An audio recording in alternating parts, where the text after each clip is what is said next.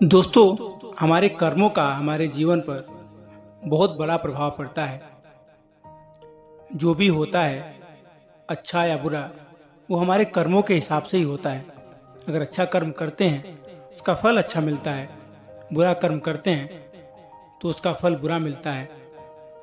पर यह बात हमें सोचना पड़ता है कि वो कौन सा कर्म है जिसको करने से हमें पाप ना लगे, और कौन सा कर्म है जिसके करने से हमें पुण्य मिलता है। गीता में भी यही समझाया गया है कि कर्म के अनुसार ही हमारा जीवन निश्चित होता है। चाहे अभी का जन्म, चाहे मरने के बाद जो दूसरा जन्म होगा, वो हमारे कर्मों पर ही निर्धारित होता है। आपको एक कहानी के माध्यम से इस कर्म फल का और अच्छे से विस्तार से बताता हूँ। एक बार की बात है, एक दुष्ट स्वभाव वाला आदमी रहता था। जंगल में गड़ासा लेकर खड़ा होता था। वहां से जो भी निकलता था, वो पहले उनसे रुपया पैसा का सामान छीन लेता था और उन्हें मार देता था। एक दिन वहां से एक महात्मा जा रहे थे। उस डाकू ने गड़ासा उठाया तो संत बोले, क्यों भाई, क्यों मारोगे? डाकू ने बोला, मारना मेरा स्वभाव है। मैं यात्रियों का सामान छीन लेता हूँ और उन्हें जान से मार देता हूँ। संत बोले, इससे तुम्हारी बहुत दुर्गति होगी। वो संत तप बल संपन्न थे। संतों के दर्शन मात्र से पाप नष्ट हो जाते हैं। संत दर्शन और संभाषण मात्र से उस डाकू का हृदय कंपायमान हो गया।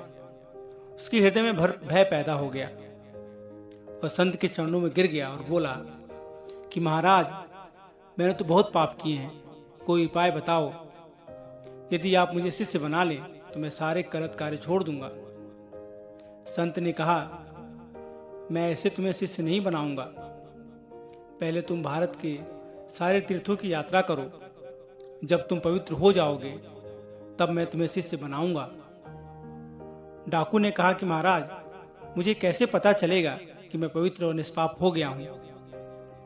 तो उन्होंने एक सूखी लकड़ी उसको देते हुए बोला कि जब यह हरी हो जाए तो वहीं से लौट आना, जानना कि तुम निष्पाप हो गए हो।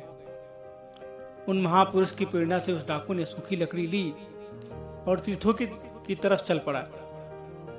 यह होता है सत्संग का प्रभाव। डाकू ने सोचा कि रात्रि में विश्राम करके कल तीर्थ यात्रा पे जाऊंगा। एक जंगल में एक बहुत बड़ा बरगद का वृक्ष था। उसने उसी वृक्ष के नीचे रात्रि व्यतीत करने का निश्चय किया। उसी वृक्ष के ऊपर 4 बदमाश बैठे थे और वह समीप वाले गांव के चारों तरफ से आग लगाने की योजना बना रहे थे। जो भी आग से बाहर निकलेगा, उनको मारकर लूटने की सोच रहे थे। उस डाकू ने सोचा कि इतने पाप किए हैं, अब तीर्थ यात्रा तो जा ही रहा हूं, इन चारों को और मार देता हूं, क्योंकि ये 4 मरेंगे तो पूरा गांव बच जाएगा। जहां 50 मरे, वहां 4 और सही। उसने चारों को आवाज लगाई और उनसे कहा, तुम्हारी योजना ठीक नहीं है। उस डाकू ने उनसे कहा कि मैंने लोगों को लूटने का बहुत काम किया है, मैं इसमें तुम्हारा गुरु हूं। मुझे पता है कि तुम फंस जाओगे, नीचे उतरो। चारों ने विचार किया कि क्या सच में फंस जाएंगे, और वे एक एक करके नीचे उतरने लगे। डाकू को लोगों के मारने का अभ्यास तो था ही, उसने बिना अस्त्र शस्त्र के अपने हाथों से ही चारों को मार दिया। उन्हें मारने के बाद उसने सोचा कि अब यहां रुकना ठीक नहीं है। जैसे ही उसने संत की द्वारा दी गई लकड़ी उठाई तो वह हरी हो गई। उसने सोचा कि गुरुजी ने कहा था, लकड़ी हरी हो जाए तो वापस आ जाना। वह यह सोच रहा था कि अभी तो कोई गंगा जमुना नहाया नहीं, तीर्थ यात्रा तो गया नहीं, लकड़ी हरी हो गई। पर गुरुजी ने कहा था कि हरी हो जाए तो वापस आ जाना। यह सोचकर वो वापस चला गया। जैसे ही गुरुजी के पास पहुंचा, संत बोले कि मैंने तुम्हें तीर्थ यात्रा पर भेजा था, तुम वापस कैसे आ गए? डाकू बोला कि आगे आपने कहा था कि जहां लकड़ी हरी हो जाए, जान लेना पवित्र हो गए। गुरुजी ने लकड़ी देखी तो हरी हो गई थी। संत बोले, किस तीर्थ में नहाए? डाकू बोला कि नहाया नहीं, 4 लोगों को और मार दिया। गुरुदेव बोले, 4 को मार दिया तो और पाप बनना चाहिए था, यह लकड़ी हरी कैसे हो गई? तब उसने बताया कि पूरे गांव की रक्षा करने के भाव से मैंने 4 चोरों को और मार दिया।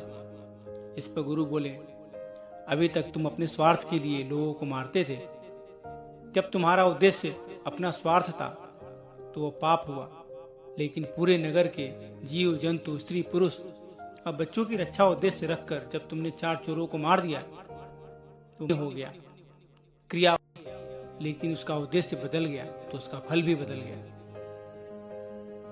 आप गृहस्थी में रहकर जो क्रियाएं कर रहे हैं, बस उन्हें प्रभु की प्रसन्नता के उद्देश्य से करना शुरू कर दीजिए, तब बात बन जाएगी।